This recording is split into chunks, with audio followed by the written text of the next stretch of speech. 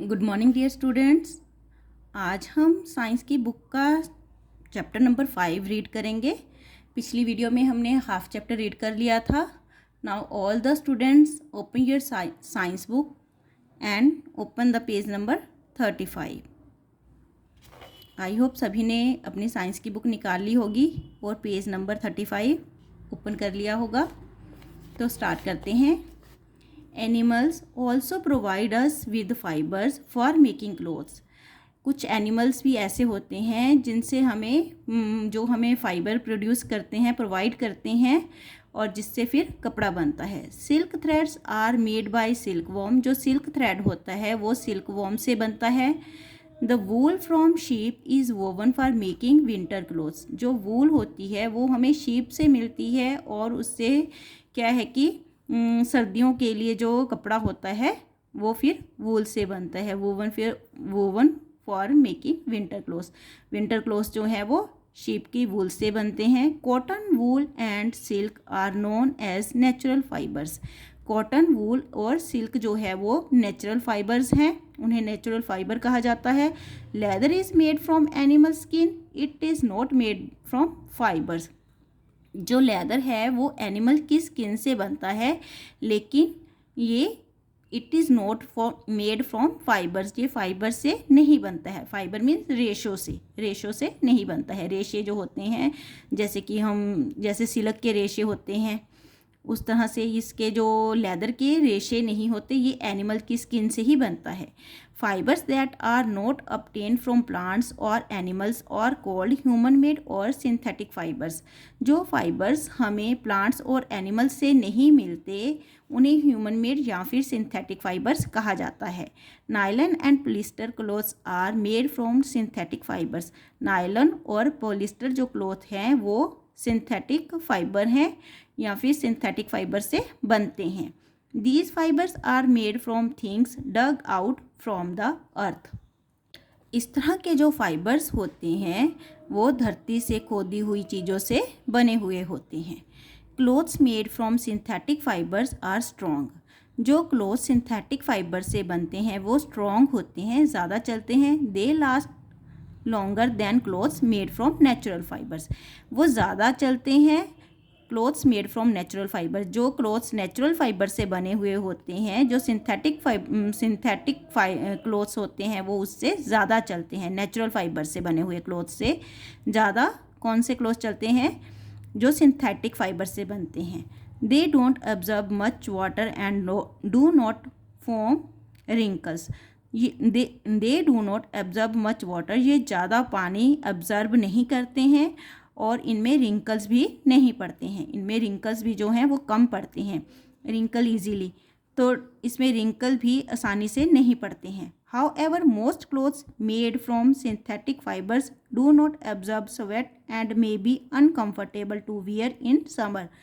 तो इस तरह से मतलब जो most clothes made from synthetic fibres, ज़्यादातर क्लोथ्स जो सिंथेटिक फाइबर से बने हुए होते हैं वो पसीने को भी एब्जर्ब नहीं करते हैं और अनकंफर्टेबल होते हैं गर्मियों के मौसम में पहनने के लिए।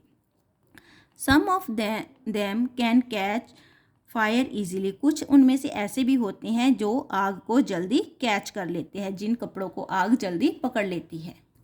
Turn the page and open the page number 36। Clothes for work. तो किस तरह के हिसाब से हमें किस तरह जैसा हम काम करते हैं तो कपड़े भी क्या है उसी तरह के हमें पहनने पड़ते हैं। People wear different types of clothes depending on their work. लोग जो हैं डिफरेंट टाइप्स के क्लोथ पहनते हैं, ये डिपेंड करता है उनके काम पर। For example doctors and nurses wear white coats. Doctor और नर्सिस जो हैं वो वाइट कोट वियर करते हैं। Their clothes should be very clean as they take care of sick people. तो उनके जो क्लोथ्स होते हैं वो बहुत ही ज़्यादा साफ़ सुथरे होते हैं, क्योंकि वो they take care of sick people, क्योंकि वो बीमार लोगों को केयर करते हैं, बीमार लोगों की केयर करते हैं। ठीक है। Soldiers wear special uniforms made of tough fibres. जो सोल्जर्स हैं उनकी जो यूनिफॉर्म होती है बहुत ही स्पेशल होती है क्योंकि वो टफ फाइबर से बनी होती है। This is because they live and work in very rough conditions. ये इसलिए क्योंकि जो वो रहते हैं और जहाँ भी वर्क करते हैं तो काफ़ी तरह की रफ़ कंडीशंस होती हैं, मीन्स काफ़ी मुश्किल हालातों में उनको रहना पड़ता है या फिर वहाँ पे उनको काम करना पड़ता है। तो जो उनके कपड़े होते हैं वो भी उसी हिसाब के, उनकी जो यूनिफॉर्म होती हैं उसी हिसाब के रेशो से बनी होती है। Factory workers who work with heavy machinery wear ओवरऑल्स for safety.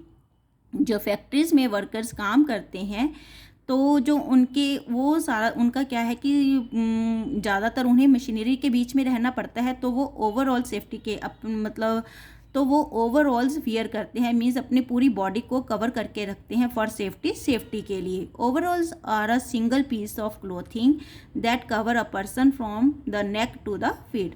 तो ओवरऑल क्या होता है कि एक सिंगल पीस ही होता है कपड़े का जो कि कवर करके रखता है पर्सन को, किसी भी व्यक्ति को गले से लेकर पैरों तक। Overalls are made in such a way that they cannot get caught in machines. Overalls are made in such a way that they can't get caught in machines। जो ओवरऑल क्लोथ होता है वो इस तरीके से बनाया हुआ होता है कि वो मशीन की चपट में ना आ सके, कि जब वो फैक्ट्री वर्कर्स काम कर रहे होते हैं तो उनका जो कपड़ा होता है वो मशीन में ना उलझ सके, इस तरह के हिसाब से वो बनाया हुआ होता है। You wear a uniform to school. आप स्कूल में एक यूनिफॉर्म पहनते हैं। This shows that you belong to the particular school. तो ये शो करता है या फिर कि आप स्पेशल एक उसी स्कूल से बिलोंग करते हैं। ठीक है, तो जिस स्कूल में आप पढ़ते हैं तो उस स्कूल की यूनिफॉर्म दूसरे स्कूलों से अलग होती है। इट मीन्स वो बिलोंग करता है, शो करता है कि ये उस स्कूल का स्टूडेंट है। The teachers and security guards of the school can easily recognize you as a student and take care of you। जो टीचर है और सिक्योरिटी गार्ड है यूनिफॉर्म से उनको इजीली पता चल जाता है कि आप एक स्टूडेंट हैं और वो आपकी अच्छे से केयर करते हैं। Taking care of clothes. If we look after our clothes well they will last a long time. अगर हम अपने कपड़ों की अच्छे से देखभाल करते हैं तो वो ज़्यादा टाइम तक अच्छे बढ़िया रहते हैं या ज़्यादा टाइम तक चलते हैं। They will also look better, और वो देखने में भी अच्छे लगते हैं। ठीक है, they will also look better.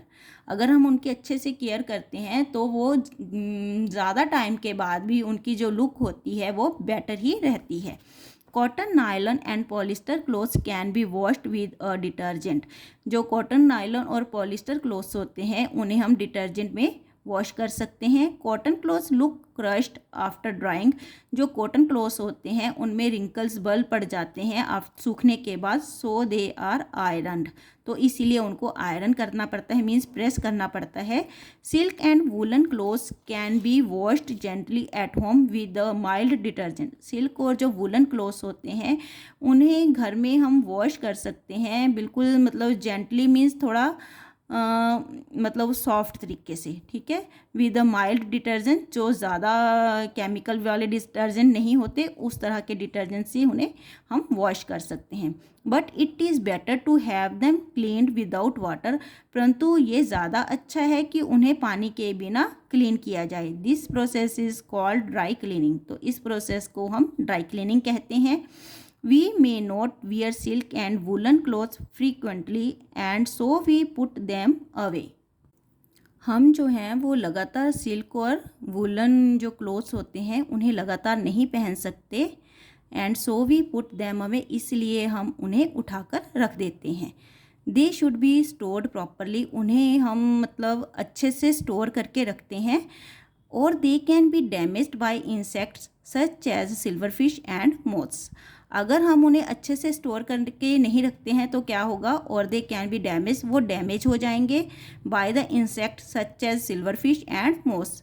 ये दोनों एक तरह के इंसेक्ट्स हैं। सिल्वर फिश जो होता है वो बिना विंग्स का होता है, और जो मोस होता है ये रात में उड़ने वाला कीड़ा होता है जिसके कि लंबे लंबे विंग्स होते हैं और इसकी जो बॉडी होती है वो हेयरी होती है, तो इसको कपड़े को खाने वाला कीड़ा भी बोलते हैं। तो इस तरह के जो इंसेक्ट्स होते हैं, अगर हम कपड़ों को अच्छे से प्रॉपरली तरीके से नहीं रखेंगे तो इस तरह के जो इंसेक्ट्स हैं कपड़े को खा जाते हैं। They are generally kept in boxes along with mothballs और ड्राइड नीम लिम्स। तो they are generally kept in boxes, तो उन्हें हम अच्छे से बॉक्सेस में, मोथ बॉल्स जो एक तरह की गोलियां सी आती हैं जो कि कपड़ों को कीड़ा लगने से बचाती हैं, उनको हम उनके बीच में रखेंगे कपड़ों के, या फिर हम ड्राइड लीव्स को उनके साथ रखेंगे ताकि जो हमारे कपड़े हैं वो अच्छे से ठीक रहें, मतलब वो ख़राब ना हो। तो आज हमारा चैप्टर यहीं पे फिनिश हो गया है। आई होप सभी को ये चैप्टर समझ आ गया होगा। तो अभी हम यहीं पे स्टॉप करते हैं हमारी वीडियो। Thank you.